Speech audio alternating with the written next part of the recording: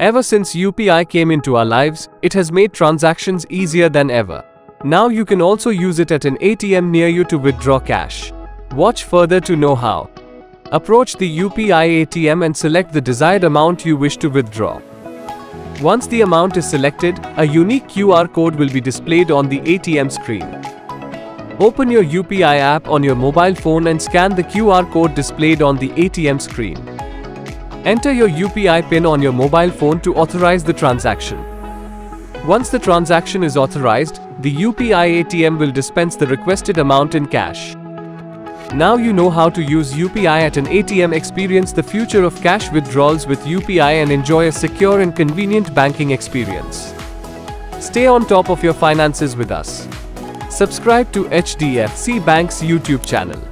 Tap on the bell icon for regular updates.